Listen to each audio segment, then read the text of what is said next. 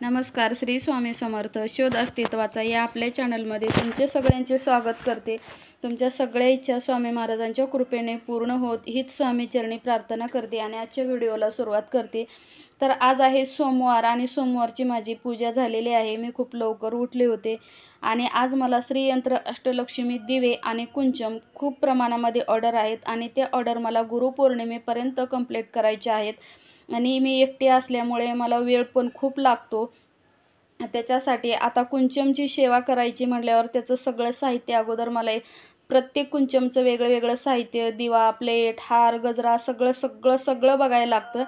तर ती सगळं मला त्याच्यासाठी भरपूर वेळ भेटावा त्याच्यासाठी मी लवकर उठून सगळी देवपूजा वगैरे सगळी कामं उरकून घेतलेली आहेत आणि दुपारनंतर मी कुंचमची, अष्टलक्ष्मी, दिव्याची आणि श्रीयंत्राची पूजा करून आज संध्याकाळपर्यंत जे पार्सल आहे ते पोहोचवण्याचं मी काम करणार आहे. आणि आज काही आणि उद्या 2-3 दिवस मी पार्सल पोहोचवणार आहे. तर गुरुपौर्णिमेपर्यंत सगळ्यांचे पार्सल, सगळ्यांचे कुंचम, अष्टलक्ष्मी, दिवे आणि श्रीयंत्र जे आहे ते तुमच्यापर्यंत नक्की पोहोचतील.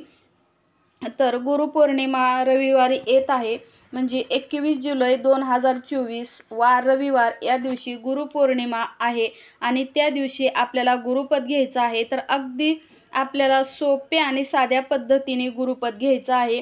तर गुरुपौर्णिमेच्या दिवशी सकाळी लवकर उठून आपली सगळी नित्यकर्म आटपून घ्यायची आहेत. त्यानंतर आपल्याला उंबऱ्याला हळदीचं लेपन द्यायचं आहे. मी प्रत्येक व्हिडिओमध्ये तुम्हाला सांगत असते. तर आपल्याला हळदीचं लेपन उंबऱ्याला द्यायचं आहे. तुळशीची पूजा आपण त्या दिवशी करत नाही कारण रविवार आहे. तर रविवारी तुळशीची पूजा करू नये.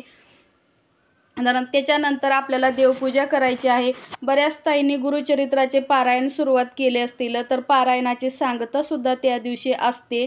त्याच्यानंतर सत्यनारायण बऱ्याच जणी करत असतात, त्याची सुद्धा तयारी आपल्याला त्या दिवशी करायची असते. तर जो गुरुपौर्णिमेचा जो दिवस आहे तो आपल्यासाठी खूप धावपळीचा आहे आणि हे सगळं स्वामी आपल्याकडून नक्कीच करून घेतात. अगदी न थकता, न आळस येता, न कंटाळा करता आपण सुद्धा हे सगळं अगदी मनोभावे करत असतो.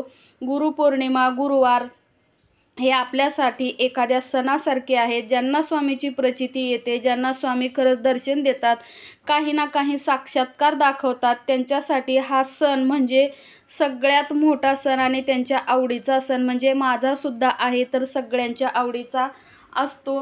तर त्या दिवशी आपल्याला गुरुपद घ्यायचं आहे. तर ते गुरुपद कसं घ्यायचं आहे, तर तुमच्या घराच्या जवळ जर मठ असेल किंवा केंद्र असेल तर तुम्ही मठामध्ये, केंद्रामध्ये जायचं आहे. स्वामींना नमस्कार करायचा आहे आणि आपल्या घरी स्वामींना जाते वेळेस तुम्ही केळी किंवा बेसनचे लाडू त्या दिवशी नक्की घेऊन जायचे आहेत. आणि केंद्रामध्ये तुम्हाला तो प्रसाद दाखवायचा आहे आणि त्याच्यानंतर घरी यायचं आहे. घरी आल्यानंतर आपल्याकडे जी स्वामीची मूर्ती असेल ती मूर्ती एका ताटामध्ये घ्यायची आहे. आपल्याला सकाळी तर आपला अभिषेक झालेला असतो स्वामींना, पण त्याच्यानंतर आपण गुरुपद घेणार आहोत. तर स्वामींची मूर्ती परत आपल्याला ताटामध्ये घ्यायची आहे किंवा जिथं तुम्ही मूर्ती स्थापना केलेली आहे तिथंच खाली स्वामीच्या जवळ एक ताट घ्यायचं आहे आणि स्वामींच्या चरणावर तुम्हाला 2 किंवा 5 किंवा 7, 11 पळी पाणी टाकायचं आहे आणि फूलगंध अक्षदा व्हायचं आहे. ते पाणी एका ताटामध्ये पडल अशा हिशोबाने तुम्हाला स्वामींच्या चरणावर ते पाणी टाकायचं आहे आणि फूल, अक्षदा, गंध व्हायचा आहे. स्वामींना अत्तर लावायचं आहे त्यांच्या आवडीचं.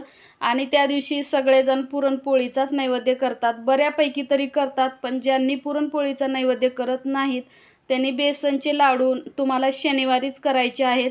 जर तुमचं कुठलं काम होत नसेल, तुमचे कामं सतत अडत असतील, काही ना काही अडचणी येत असतील तर तुम्ही शनिवारी तुमच्या स्वतःच्या हाताने स्वतःच्या घरी तुम्हाला बेसनचे लाडू करायचे आहेत आणि स्वामींना तुम्हाला नैवेद्य बेसनच्या लाडूचा नैवेद्य तुम्हाला स्वामींना अर्पण करायचा आहे. पण शक्यतो सगळ्यांच्या घरी पुरणपोळीचा नैवेद्य असतो कारण बऱ्याच स्त्रियांनी, दादा लोकांनी गुरुचरित्राचं पारायण, सारामृताचं पारायण केलेलं आहे. सत्यनारायण पण त्या दिवशी असतं. तर बराच मोठा योग हा जुळून आलेला आहे. तर ज्यांना पुरणपोळी शक्य नाही त्यांनी बेसनचे लाडू नक्की करून आपल्या स्वामींना नैवेद्य दाखवायचा आहे. तर त्याच्यानंतर ज्यावेळेस आपण स्वामींच्या चरणावरती पाणी अर्पण करतो ते पाणी एका ताटामध्ये पडेल याची काळजी घ्यायची आहे. आणि आणि हात जोडून स्वामी समर्थ महाराजांना आपल्याला विनंती करायची आहे की हे श्री स्वामी समर्थ महाराज, आपणच माझे गुरु, माता, पिता, बंधू, सखा सर्वस्व आहात.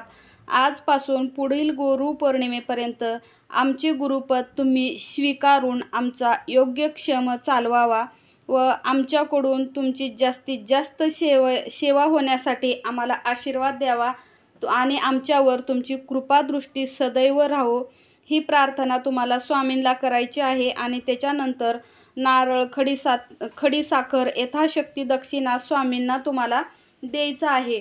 तर मंदिरामध्ये जर तुम्ही दक्षिणा अर्पण केलात तर जर ठीक आहे, आणि जर तुम्ही घरीच स्वामींना दक्षिणा त्यांच्या चरणाजवळ ठेवताय तर तो दक्षिणा तुम्हाला एका डब्बीमध्ये घालून किंवा एका डब्यामध्ये किंवा एका अशा कागदामध्ये तुम्हाला बांधायचं आहे, किंवा पिवळ्या, लाल, हिरव्या कपड्यामध्ये सुद्धा तुम्ही जितकी दक्षिणा ठेवणार आहात तेवढी दक्षिणा तुम्हाला एका कपड्यामध्ये बांधायची आहे. पिवळा कलर घेतला तर खूपच छान.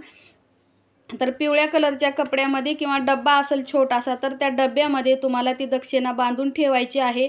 आणि ज्या वेळेस तुम्ही अक्कलकोटला जाचाल त्यावेळेस तुम्हाला ती दक्षिणा दानपेटीमध्ये टाकायची आहे, किंवा घराच्या जवळ आसपास कुठं तुमच्या मंदिर किंवा केंद्र असेल तर तेथील दानपेटीमध्ये सुद्धा तुम्ही ही दक्षिणा टाकली तरी चालते. तर तुम्हाला त्या दिवशी यथाशक्ती दक्षिणा स्वामींना अर्पण करायचं आहे नक्कीच.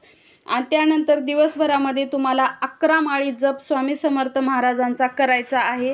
न चुकता तुम्ही दिवसभरामध्ये अगदी कितीही जर तुम्हाला काम असेल तर त्या दिवशी तुम्हाला स्वामी समर्थ महाराजांचा 11 माळी जप आणि सारामृताचे कमीत कमी 3 अध्याय तरी वाचायचे आहेत. एक जर पाठ तुम्हाला पूर्ण झाला तर ठीक आहे.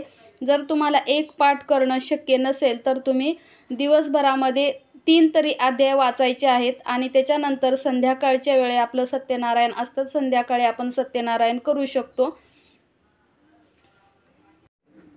3 वेळेस तारक मंत्राचं पठण आपल्याला त्या दिवशी नक्की करायचं आहे.